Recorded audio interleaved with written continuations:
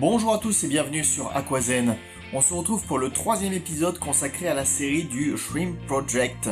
Je l'ai intitulé comme ça. Je précise pour tous ceux qui découvrent cette vidéo qu'il existe donc deux précédents épisodes.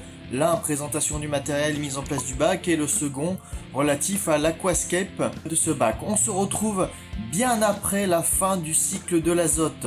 Je précise que cette vidéo est réalisée en partenariat avec le site matérielaquatique.com et que vous pouvez retrouver dans la description tous les éléments vous permettant de retrouver chacun des matériels et matériaux utilisés pour la réalisation de cet aquarium.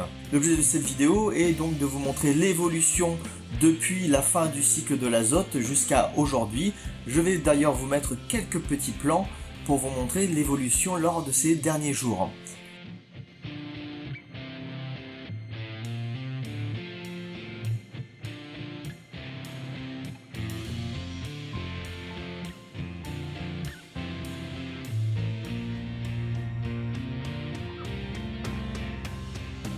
Aujourd'hui, on va faire un check effectivement de tout ce qui a bien poussé. Regardez, les plantes ont bien évolué, l'aquarium est stabilisé, il y a même de la microfaune qui s'est installée. Et donc, je vais pouvoir vous donner mon ressenti, mon avis sur ce pack d'aquarium, le Shrimp Set de chez Aquel, 30 litres. On va pouvoir faire un petit point justement, l'évolution des plantes, le sol, le matériel utilisé, etc. etc.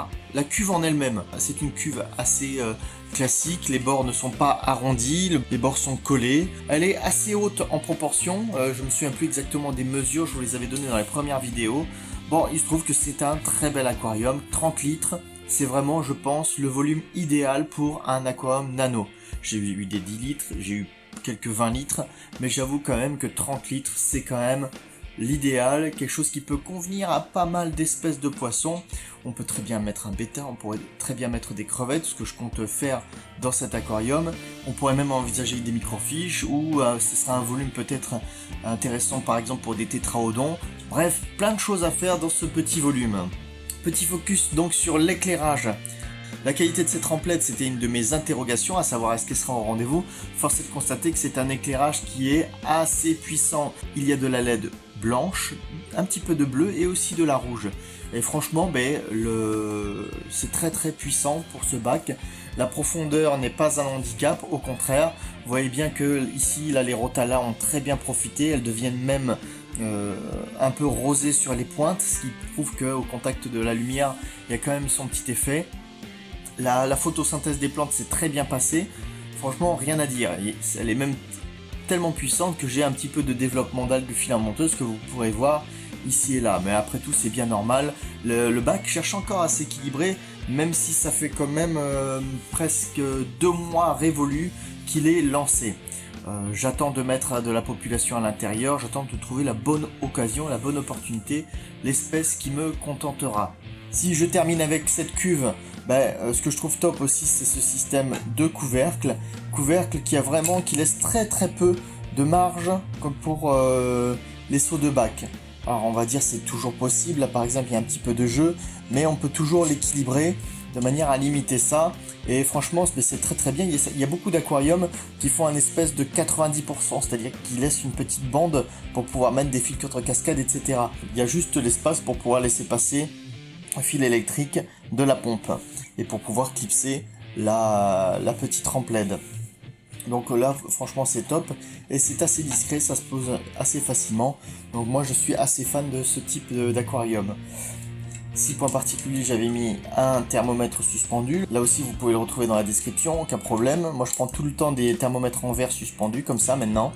Je trouve ça beaucoup plus esthétique, beaucoup plus design. La petite pompe, bon on la verra pas, vu qu'elle est cachée par les plantes. J'ai été très très surpris par la qualité de la pompe, en fait par rapport à sa puissance. Là vous voyez il y a du courant et elle n'est pas au maximum du tout. On peut y ajouter un petit tuyau pour faire une entrée d'air. On peut y connecter un filtre exhausteur carrément dessus. Donc franchement cette petite pompe elle paye pas de mine et elle envoie du pâté.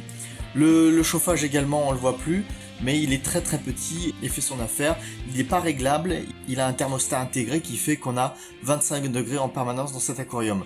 L'introduction du vivant, je vais le retirer progressivement vu que mes crevettes n'auront pas besoin forcément de chauffage et que ma pièce a une température ambiante assez correcte. Au niveau des plantes, j'avais mis quelques plantes flottantes, quelques salvinia. Sur le site, je m'étais fourni avec de la rotala. Elles sont excellentes, c'est-à-dire qu'elles poussent très bien, très vite, même presque trop vite j'ai envie de dire. Là pour l'instant, je les coupe à la surface.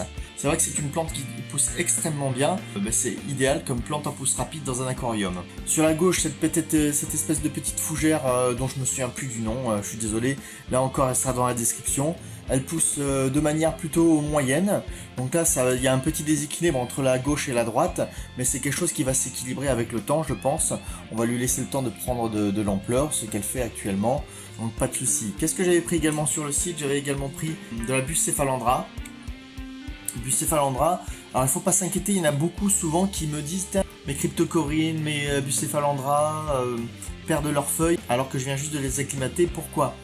Parce que c'est des plantes qui ont besoin d'un petit temps d'acclimatation, moi c'était le cas aussi. Elle s'est mise à pourrir à hauteur de 40% on va dire, et après elle a refait des nouvelles feuilles et elle s'est à nouveau bien développée. Donc il y en a un petit peu ici, il y en a un petit peu ici, et un petit peu là. Il y a une petite Anubia Gold, avec des feuilles un peu plus vertes et qui tirent un peu plus vers le jaune. J'avais rajouté de la mousse de Java que j'avais déjà, qui pousse bien. Il y a un petit peu d'algues filamenteuses toujours qui se développent aux alentours de ces mousses-là, donc il faut les contrôler. Qu'est-ce que j'ai également? J'avais rajouté de la petite cryptocorine lutea, des petites boutures à moi, histoire d'habiller l'avant-plan, donc pas de souci. Donc pour les plantes, ça se passe plutôt bien. J'ai dit par rapport à l'éclairage, plus le sol technique qui est un bon sol nutritif pour les plantes, il n'y a pas de souci. En dessous du sol technique, je vous renvoie à mes précédentes vidéos, j'avais mis également du JBL Volcano, des pierres de lave, de manière à pouvoir créer ce décor un petit peu avec du relief. La racine ici, elle n'a pas beaucoup dégorgé, elle était plutôt propre, je l'ai même, je crois, pas fait bouillir. Donc il n'y a pas de souci par rapport à ça, pour ceux qui s'inquiètent à chaque fois pour les racines. Là, celle-ci, elle m'a pas posé de problème. Les pierres, qui sont super jolies. Alors toute la subtilité des choses, c'est d'arriver aussi à éviter que les plantes prennent trop le dessus et qu'on ne voit plus la beauté de ces pierres. Ce sont des Mountain Stones qui ont des super anfractuosités. Et donc voilà, l'idée c'est d'arriver à maintenir un juste équilibre entre le développement des plantes et puis le fait qu'on puisse continuer à observer le décor. Alors on m'avait fait remarquer que peut-être ça me poserait un problème au niveau des paramètres, que les Mountain Stones sont calcaires. Bon, pour moi elles étaient légèrement calcaires, mais c'est vrai que l'effet de mon sol technique s'en trouve a priori un peu diminué. C'est-à-dire qu'au lieu d'être tamponné à 6 à 5, je suis plus aux alentours de 7. Donc je pense que même si elles sont légèrement calcaires, elles ont fait quand même leur effet. Bon, voilà, donc ça va me pousser. Au départ, j'étais plus parti sur d'introduire des Caridina. Peut-être que je vais mettre tout simplement des Neo Caridina, un peu spécial, tout du moins. Je vais pas mettre de la Red Cherry basique. De la Blue Velvet, j'en ai aussi dans un autre bac. Donc je vais essayer de taper dans quelque chose d'un peu original, sympathique et qui pourrait convenir aux paramètres. Pour maintenir les paramètres actuels, donc pH 7, je crois que je cache 2 ou 3, quelque chose comme ça. Bon, je fais des changements d'eau d'un tiers du volume, une fois par semaine je crois. Je mets donc 2 tiers d'eau osmosée, 1 tiers d'eau du robinet. En termes de vivant, j'ai mis quelques petits escargots planormes qui me permettent d'en faire un petit entretien du bac. Aussi de nettoyer la racine, parce que la racine, je vous ai dit qu'il n'y a pas eu de dégorgement, mais il y a un petit peu de, comment dire, rejette quelques petits éléments, les racines toujours, il y a des petits dépôts, donc ça me permet de nettoyer un petit peu tout ça. Je ne sais pas si vous le voyez aussi, si vous voyez des petits points blancs se balader, eh bien ce sont des petits éléments vivants. Alors je sais pas si on peut qualifier ça, certains appellent ça des cyclopes, on dirait aussi un petit peu des daphnies à certains égards. Donc ça s'est développé, je pense que c'est venu par rapport aux plantes que j'ai pu introduire de mes autres bacs. En fait dans tous mes bacs à crevettes j'ai de ça. Donc c'est visuellement, alors il y en a qui sont hyper fans, qui disent waouh c'est génial et tout parce que ça prouve que le bac est super bien équilibré. Ok, pourquoi pas, je dis pas le contraire.